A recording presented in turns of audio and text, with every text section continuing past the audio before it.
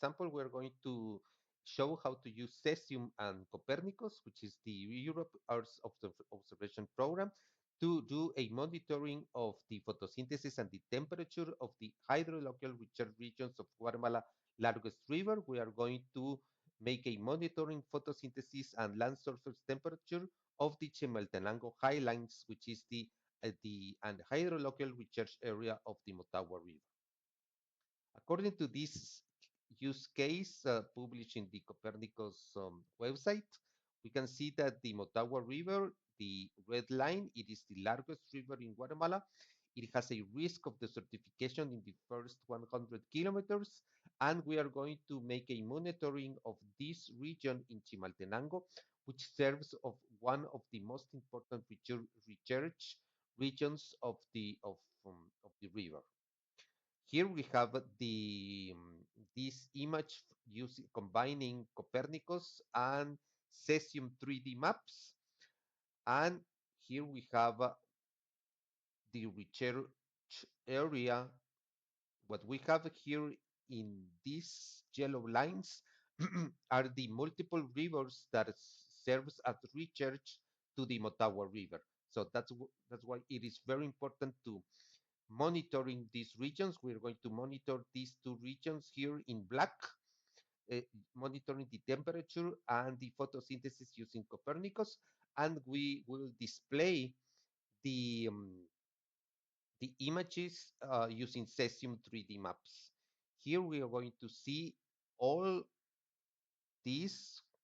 This, this is Chimaltenango, and we are going to move north to the Motagua River. This is Pachalum and Granados in Alta Verapaz and Baja Verapaz.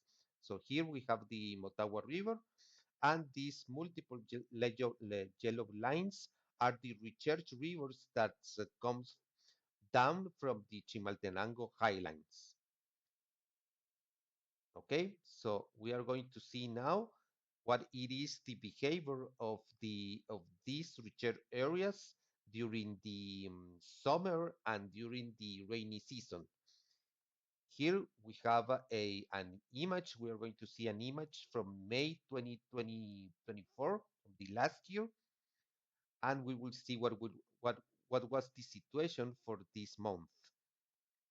It is very important to display this month because this month is supposed to be the month that when the rainy season starts. And what we see, it is the high risk of desertification of all this area, because as you can see, this, which is supposed to be the month of the start of the rainy season, we can see all the desertification risk that we have here.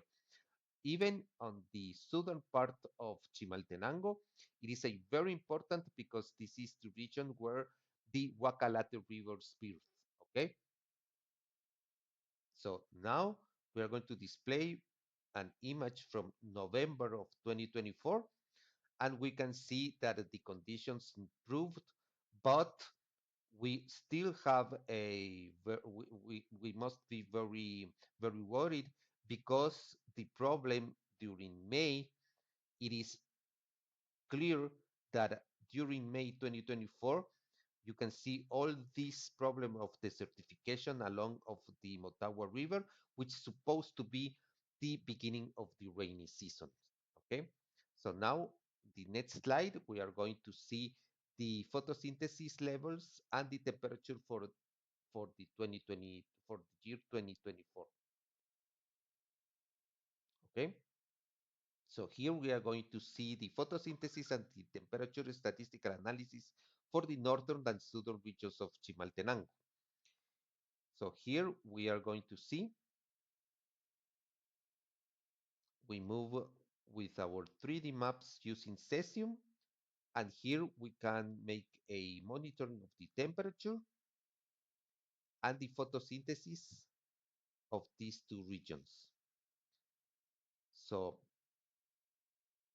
here we have the statistical analysis of the images, and we can see that the photosynthesis level, we can see that for the southern part of Chimaltenango, this area suffered a drought because it has a level between zero point 0.6 and 0.68 in a range of from 0 to 0.94, which indicates low moisture conditions even through May and June are supposed to be rainy months. So we can see it is the red line. It is the southern part of Chimaltenango. We can see that this red line for the months of May and June, months 5 and 6, we can see that these levels are below zero point 0.5 and below zero point 0.5 in this indicator. What we see it is that it has a high risk of desertification. Okay, so we can see that for the northern part of Chimaltenango, which is the blue line, the problem it is still evident because this is the northern part of Chimaltenango. We can see that it has just for May it has just reached zero point 0.6, and for June it has just reached 0.68, which is not the ideal because remember that this is a highline with an altitude and topographic above of 2,000 meters above the sea level, and then we can see that